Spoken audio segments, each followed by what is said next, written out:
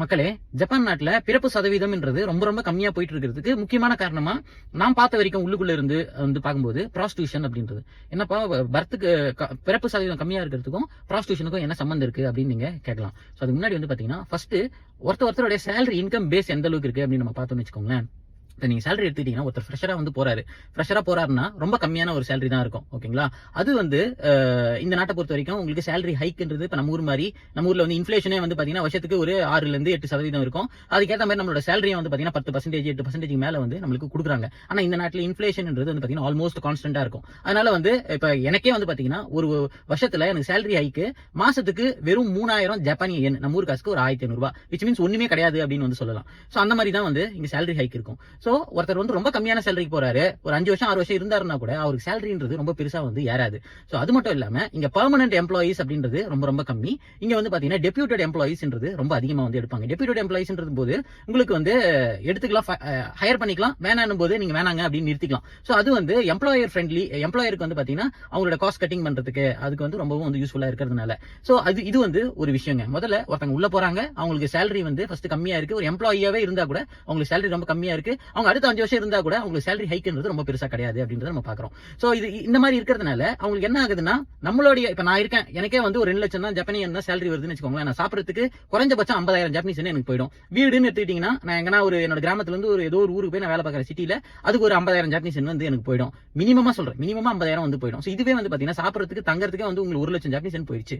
So அதுக்கு அடுத்தது உங்களுக்கு டிரான்ஸ்போர்டேஷன், யூட்டிலிட்டிஸ் அது இதுன்னு நீங்க சேர்த்தீங்கன்னா கூட உங்களுக்கு ஆல்மோஸ்ட் ஒரு 4 மான் போயிடும். சோ அப்படி பாத்தீங்கன்னா நம்மளுக்கு மாசம் நிக்கிறதே சேவிங்ஸ்ன்றது ரொம்ப கம்மி. சோ இந்த ஒரு அமௌண்ட்ல நீங்க ஒரு ஃபேமிலியை கல்யாணம் பண்ணிக்கிட்டு குழந்தை பெற்றுக்கிட்டு இருக்கிறதுன்றது பாத்தீங்கன்னா ரொம்ப ஹார்டிலான ஒரு டஃப்பான ஒரு சிச்சுவேஷன். சோ இது ஒரு முக்கியமான ஒரு விஷயம். சோ இதுல இந்த எரியிற தீயில என்ன ஊத்துறது பாத்தீங்கன்னா இந்த ப்ராஸ்டியூஷன் அப்படின்னு சொல்லுவேன். ஏன்னா இப்போ இங்க இருக்கிற இளைஞர்கள் என்ன நினைக்கிறாங்கன்னு பாத்தீங்கன்னா, கல்யாணம் பண்ணிக்கணும்னா ரெஸ்பான்சிபிலிட்டிஸ் அதிகமாகிறது அப்படின்றது இல்லாம ஒரு வைஃபுக்குன்னா அவங்களுக்கு இப்போ நான் தனியா இருக்கிறேன் அப்படின்னு போது நான் சிகரெட் வாங்குறேன், நான் ட்ரிங்க்ஸ் பண்றேன், அப்படி இப்ப என்னோட பர்சனல் செலவுகள் எங்க நான் கார் எடுத்து நான் போறேன் அப்படின்னு போது இருக்கிற இந்த கொஞ்சம் சேவிங்ஸ்ல எனக்கே சரியா போகும்போது நான் இன்னொரு பொண்ணை கல்யாணம் பண்ணிட்டு கூட்டு நான் வச்சு குடும்பம் நடத்தணும் போது அவங்களுக்கு நம்ம ஒரு அமௌண்ட் கொடுக்கணும். இந்த நாட்டை பொறுத்த வரைக்கும் மொத்த சேலரியும் பொண்ணுங்க கிட்ட கொடுத்துட்டு அவங்க தான் ஆண்களுக்கு எனக்கு காலையில் இது கூட அது கூடன்னு கேட்டு வாங்கிட்டு போற ஒரு கல்ச்சர் இந்த நாட்டில் இருக்குது, இன்னமும் இருக்குது. என்னோட பாஸ் எல்லாம் இன்னமும் அதான் பண்ணிட்டு இருக்காரு. சோ அந்த மாதிரி இருக்கும்போது அதை மக்கள் விரும்ப மாட்டாங்க. சரி, நம்ம சம்பாதிக்கணும், நம்ம ஜாலியா இருக்கணும், நம்மளுக்கு இருக்கிறதே பத்தலன்னு போது நம்ம எப்படி இன்னொரு கல்யாணம் பண்ணிக்கிறது அப்படின்னு நினைப்பாங்க. உதாரணத்துக்கு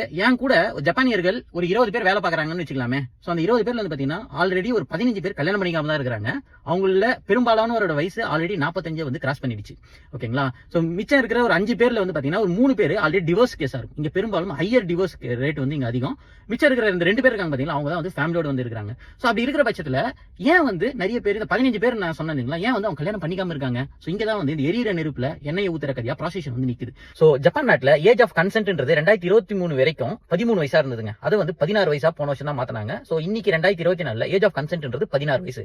அப்போ 16 வயசுல மேல இருக்கக்கூடிய இளம் பெண்கள் என்ன பண்றாங்கன்னா, இந்த ப்ராஸ்டியூஷன் ரிலேட்டடான ஆக்டிவிட்டிஸ் சொல்லிட்டு நிறைய விதமான சோப் லைன்ஸ் அப்படி இப்படின்னு சொல்லிட்டு மசாஜ் சென்டர்ஸ் அந்த மாதிரி நிறைய இங்க வச்சிருக்காங்க. சோ இதனால என்ன பண்றாங்கன்னா, பெண்களுக்கு இது ஏன் வராங்க, இதுல பாத்தீங்கன்னா வருமானம்ன்றது ரொம்ப கம்மியா இருக்குது. அதனால அவங்க என்ன பண்றாங்கன்னா, இந்த ஒரு தொழில வந்தோம்னா அவங்களுடைய அன்றாட தேவைகளுக்கு பயனுள்ளதா இருக்கும். எங்கன்னா ஒரு யூரோப் ட்ரிப் போனோம், இல்ல நம்ம ஒரு இன்ஜினியரிங் படிக்கிறோம் அப்படின்னா அவங்க எல்லாம் பாத்தீங்கன்னா அப்பா அம்மா அந்த அளவுக்கு பெரிய வெல்த்தியான ஃபேமிலிஸா இருக்க மாட்டாங்க. சோ இந்த மாதிரியான பெண்கள் நிறைய பேர் ப்ராஸ்டியூஷன்ல இழுக்கப்படுறாங்க.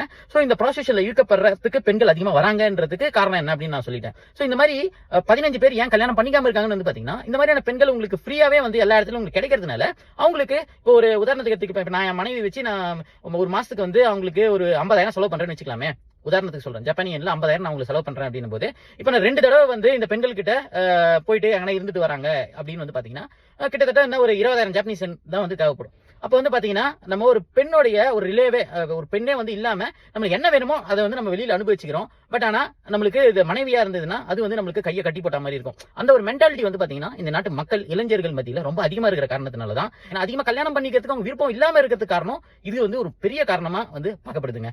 சோ ஏன் ஜப்பான்ல பர்த் ரேட் கம்மியா இருக்குது அப்படின்றதுக்கு எக்கனாமிக்கல் வைஸ் அப்படின்றது ரொம்ப மேஜரான ஃபேக்டரா இருந்தாலும் அதுக்கு எரியிற நெருப்புக்கு எண்ணெயை ஊத்துற மாதிரி இந்த ப்ராஸ்டியூஷன்ன்றதும் ரொம்ப பெரிய ஒரு பிரச்சனையா இந்த நாட்டுல இருந்துட்டு இருக்குது.